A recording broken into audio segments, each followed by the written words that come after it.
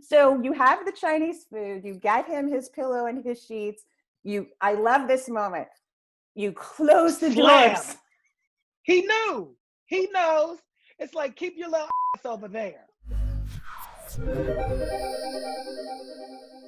Hi, I'm Sarah Rodman, Executive Editor at Entertainment Weekly, and we are here with more awardist coverage for you of the upcoming Emmy race. And I am so pleased to welcome to the awardist today, Mr. Billy Porter, the reigning Emmy Outstanding Lead Actor. Hello, Billy Porter. How are you? Hello. How are you? I am so excited that you're here. And before we get started talking about an anatomy of a scene, which is what our job is today, I want you to take me back to the Emmys last year and into that moment and what that was like when they called your name.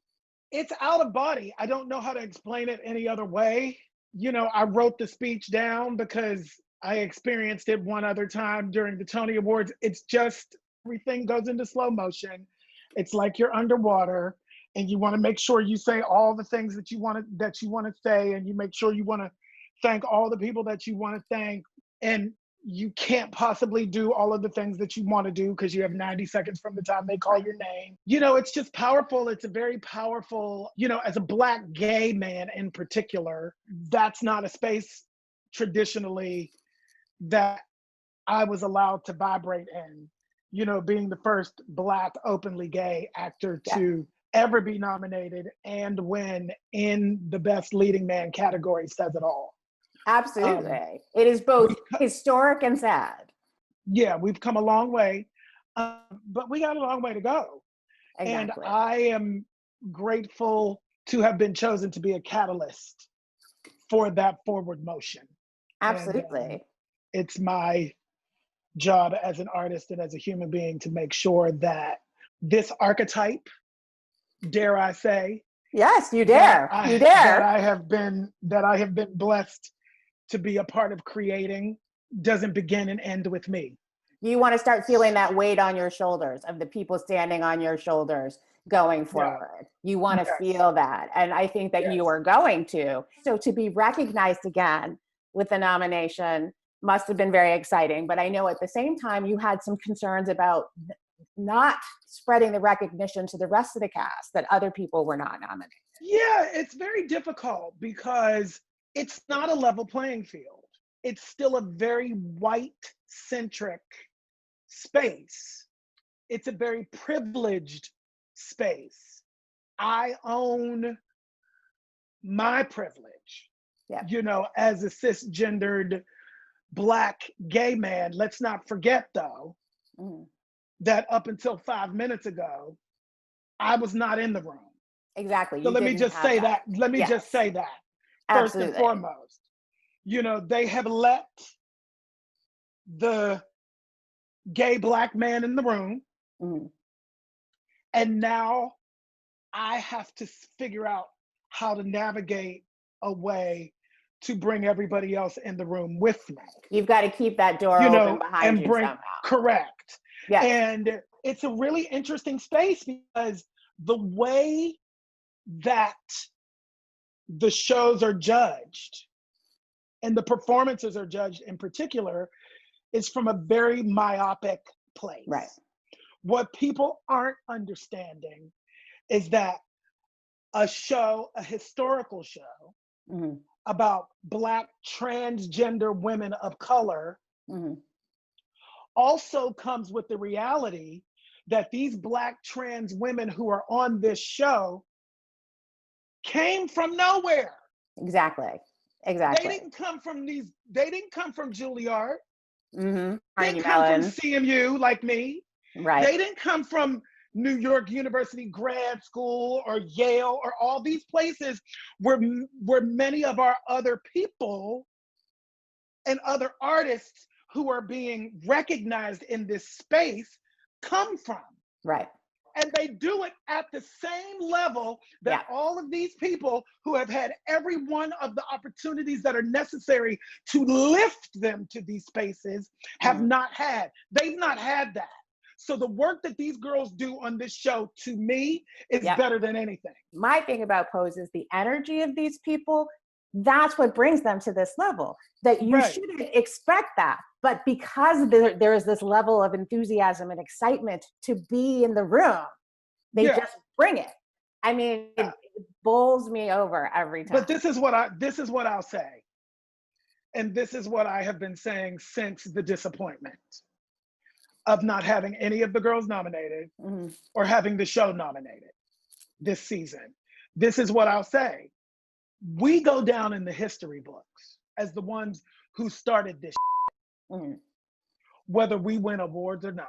Absolutely. We go beyond that. We transcend whatever awards are or whatever it is in this space.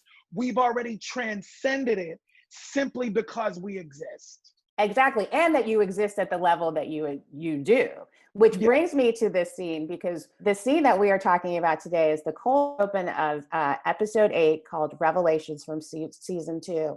And to me, this is a continuation of the thing that we are talking about having to, you need to be able to see it to be it.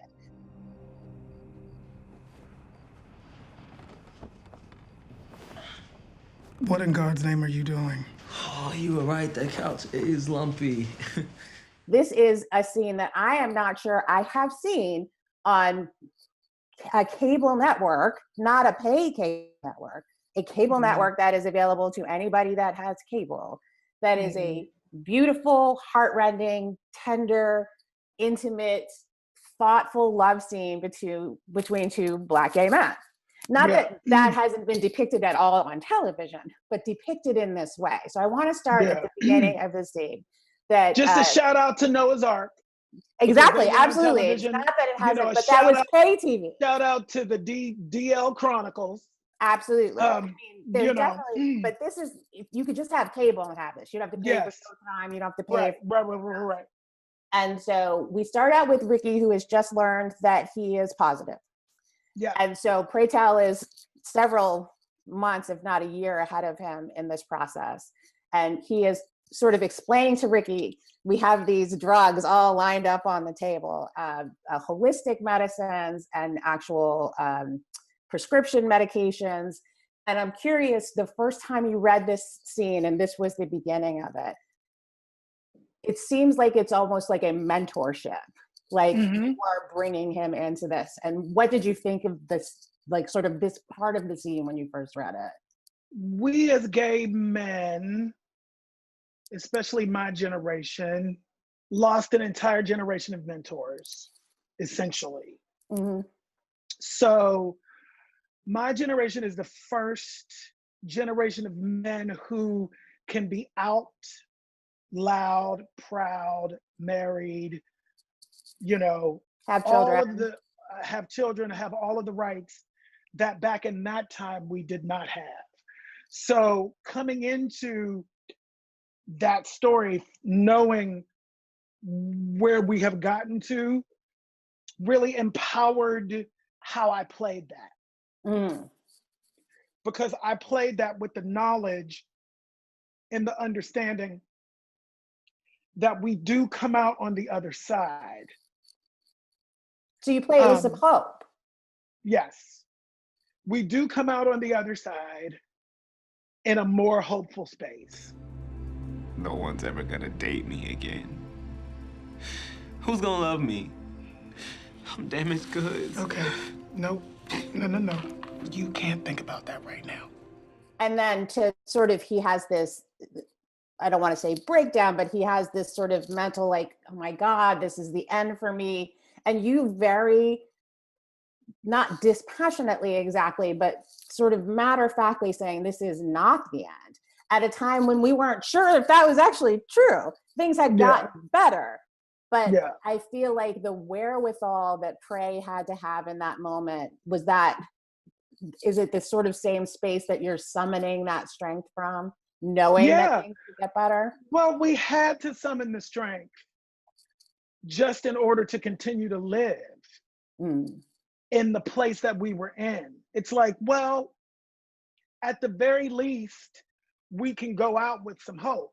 Why spend whatever time we may or may not have left in the darkness? Right, exactly. Try to find some light while you're still here. which also seemed to be a theme in general of the season, not just of this moment. It's the show. Yes. You know, the whole show is about choosing life and finding the light. And so then we have this transition moment where you all get some Chinese food. He does not understand what bok choy is. The green stuff. He doesn't understand what vegetables are Right. in general. But it's this transition that's happening where it's clear to the viewer and to Ricky that he might be having a sort of awakening that he feels about Prey differently than he thought he did. Prey knows too. It doesn't, for sure though, at that point. Yeah, he knows he's very uncomfortable. It's very uncomfortable. Okay, so you have the Chinese food, you get him his pillow and his sheets. I love this moment. You close the doors. Sweet dreams. He knew. He knows. It's like, keep your little ass over there. Don't come skipping down my path, Red Riding Hood, because I'll eat you up.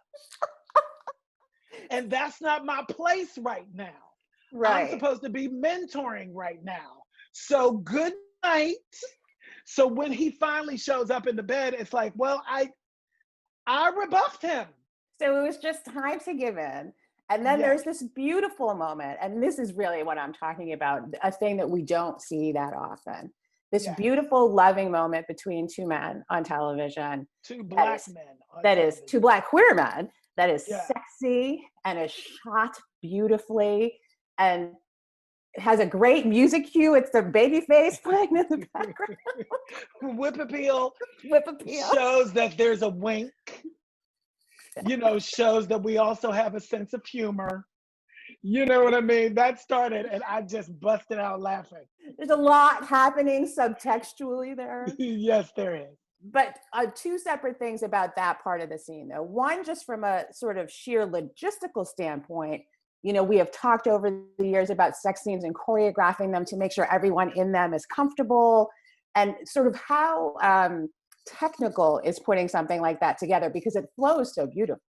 It's all technical. They took very good care of us. I would say that was probably the hardest and most difficult thing for me to do, because as a Black queer man who has lived in a space for 30 years of being the magical fairy on the side, you know, of never ever being the object of anyone's affection in anything in my entire career, ever. Billy, you Not haven't on had a screen. kiss on screen in 30 years. I've not had a kiss in anything. Damn. Not on stage, not on nothing. I haven't been the object of anybody's affection.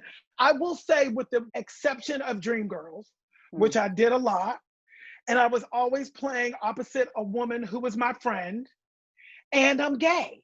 It's a different experience. Absolutely. Romantically, I was separated from that. Right. In Dreamgirls, because that's not who I would normally kiss. Right. I would be kissing a man. Yeah. In my real life. I was detached from it. When you sit back, sort of in concert with what we were just talking about, what is the mixture of feelings? And is any of those feelings, oh my God, I wish I had gone on a diet? Or like, do you have any of those superficial feelings? Or is it all just so sort of exciting that you're able to turn off the vanity part of it? I think we all have superficial feelings. I have always had body dysmorphia. I've always had my own personal issues with what I look like. You know, I've worked very hard to figure out how to love myself, and I do, but I only watched that scene once. So I can't really answer this question because I can't even watch it. Not because of what I look like, not because of just it. I'm still trying to find a space where I can be comfortable watching myself have sex on screen. Which is not easy for anyone, I'm sure. It's not easy. It's not easy to watch. I would not want to watch that. And I watched it with my husband the first time, and it was like, we were both like, we squealed. And then, of course, it then leads to a lot of drama. Yes. But hopefully, and I'm imagining in the time before, when people did come up to you on the street, I'm imagining you are getting a lot of response to the show, not even necessary to Pray Tell, but to the show, from young queer people that are just like, Yes. thank you, thank you, thank you. Yes, absolutely. And that's the point. I've dedicated my art to my activism in any way that, and my work very often reflects my values as much as I possibly can. Then on a completely superficial level this season, you got to be in a scene where Miss Patti LuPone singing I'm Still Here.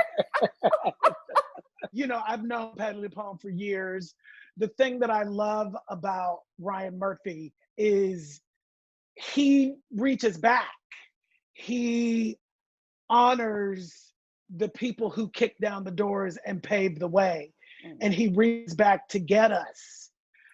Patti LuPone is an icon, very much a queer icon. And the mind that Ryan Murphy has to understand that the intersectionality of the Black queer experience, people of color queer experience, and the white people queer experience, there's an intersection to that. Right. And that intersection in our show is Patti LuPone and Sandra Bernhard. And that's how you, in a very smart, producerial, managerial way, get the tentacles out. Billy Porter, thank you so much for being here. Thank you. We really appreciate it. Congratulations again on your Emmy nomination. What's the plan for Emmy night? Are you going to get dressed up from here up, or? Yeah, we'll be dressed up from here up. I don't know. It's a weird time. It's like trying to hold space for all of this simultaneously. It's like the world is really blowing up right now. So, I'm just trying to I'll wear something cute. Okay, that's all we need to know. That's all I got. This gives me something to look forward to. Thank you so much for being here. Thank you. you all that are out there that are watching, and hopefully we'll be talking soon. Take good care. You too.